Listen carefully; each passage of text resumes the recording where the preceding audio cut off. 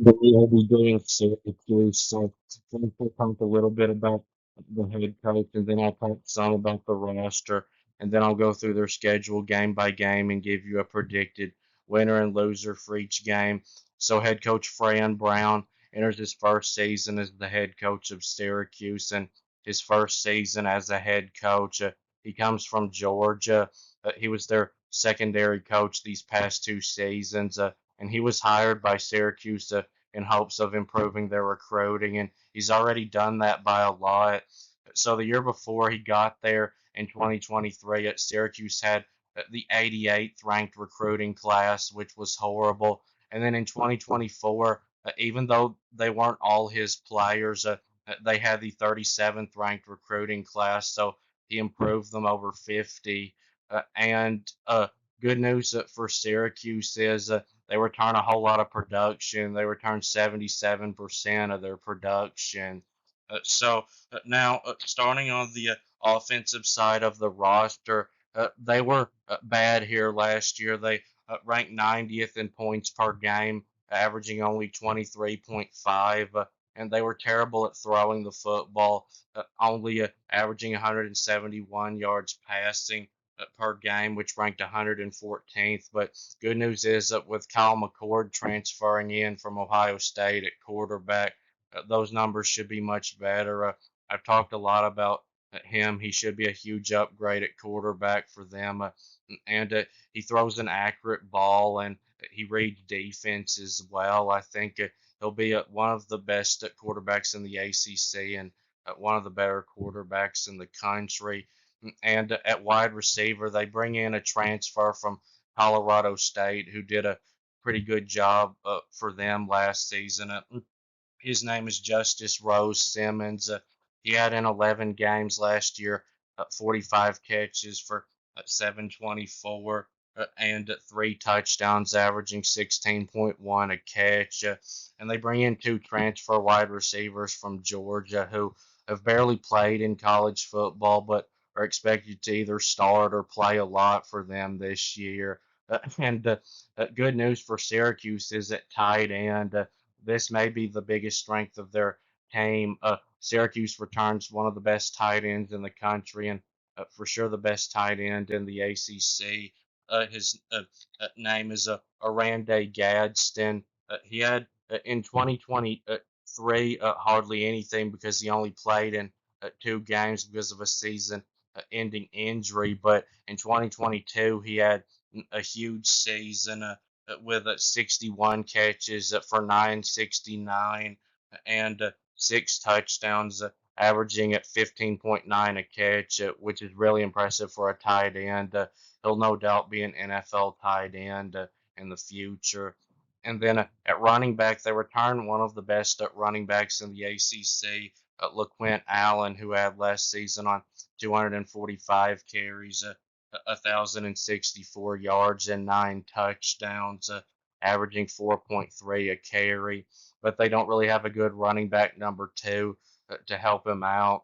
And then on the offensive line, they should be okay, but I don't think they're going to be good. So they've got a lot of experience coming back. They've got four starters out of five coming back, and they bring in four transfers. But they're not a very talented offensive line, but their offense should be quite a bit better this year. And then on the defensive side, they were okay last year, not great. They gave up on average at 25.4 points per game. And then on the defensive line, they're not great overall. Actually, they're pretty bad probably, but they do bring in one really good transfer defensive lineman from Texas A&M, a four-star recruit, Fidel Diggs, who started and played in 12 games for Texas A&M last season and had 36 tackles and 23 total pressures and four sacks and two pass breakups. And at linebacker, they've got two good linebackers coming back. They returned Marlowe Wax, who's one of the best linebackers in the ACC and was Syracuse's leading tackler last season with 110 tackles, and he also had four sacks. And 8 total pressures and 2 pass breakups and 4 forced fumbles and an interception. And they also have Derek McDonald, who had last season, 67 tackles and 2.5 sacks and 8 total pressures and a pass breakup and a fumble recovery. And then the secondary will probably be the biggest strength of Syracuse's defense. They return both starting safeties who are both good. They return Justin Barron, who's one of the ACC's best safeties. He had last season 90 tackles, 8 pass breakups, an interception, and 3 forced fumbles and a fumble recovery and half a sack and 2 total pressures. And they've got Elijah Clark, who had last season at 65 tackles and 3 pass breakups and a forced fumble and 2 fumble recoveries and 2 pass rushes. And then at cornerback, they bring in a good transfer from the group of 5 level, Devin Grant, who had last season 79 tackles and 5 interceptions, and 2 of those went for touchdowns. And he also had 3 pass breakups and a forced fumble and 2 fumble recoveries last season. And they also have a transfer cornerback coming back to Syracuse who spent last season with LSU but barely played. But in the 2 seasons before that, when he was with Syracuse, he was one of the best cornerbacks in the ACC. His name is Deuce Chestnut. In those 2 years combined, he had 83 tackles and 4 interceptions, one that went for a touchdown and 9 pass breakups. And then on special teams, they look to be solid here. They returned both the kicker and punter, who did a decent job for them last year. So the roster, I think, is better this year. They should be better on both sides of the ball. So now moving on to the predictions. They start the year against Ohio. So this one could be pretty close because Syracuse, I don't think, is going to be ready to dominate a team like this, even though they're a group of 5 team. They're not horrible. Syracuse is going to have a new head coach, so this will be his first game as a head coach. But I do think that Syracuse will get the win. Uh, and then they play Georgia Tech at home. Both teams are pretty similar, in my opinion. I think Syracuse has a better defense than Georgia Tech, and I think Georgia Tech has a better offense than Syracuse. I think Georgia Tech is a little bit better overall, but it's close enough to where I think home field advantage for Syracuse will be enough to get them a really close win. Uh, so then they play Stanford on a Friday after getting a week off. Stanford, I've said many times, is a horrible team.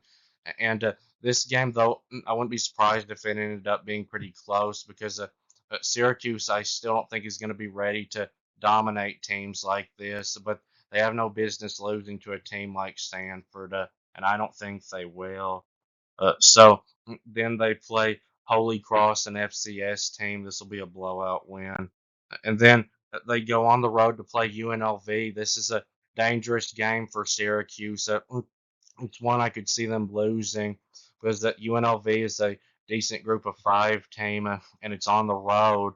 But I do think that Syracuse has enough to get this win. Uh, I do think it'll be a really close game, though, because Syracuse isn't going to be ready to dominate teams like this.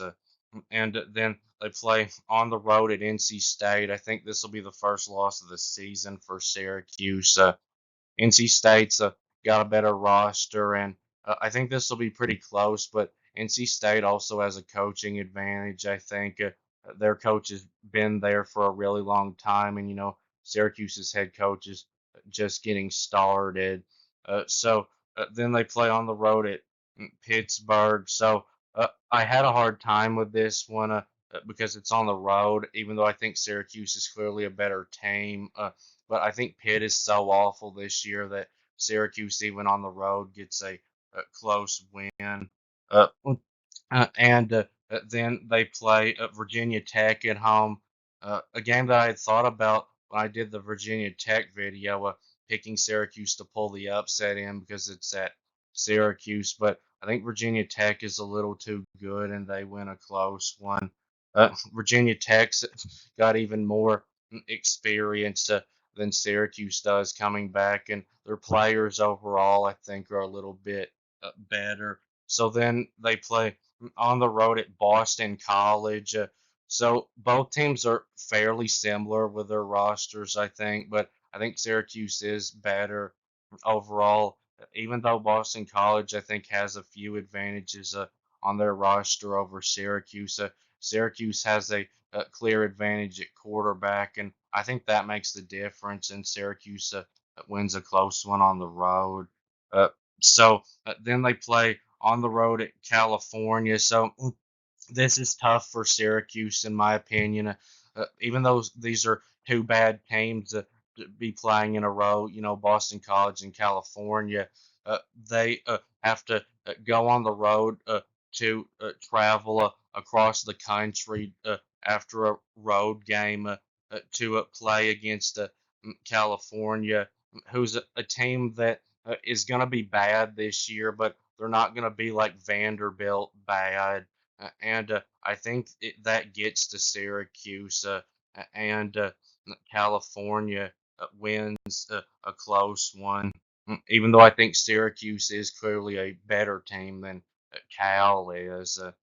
So then they play at Connecticut.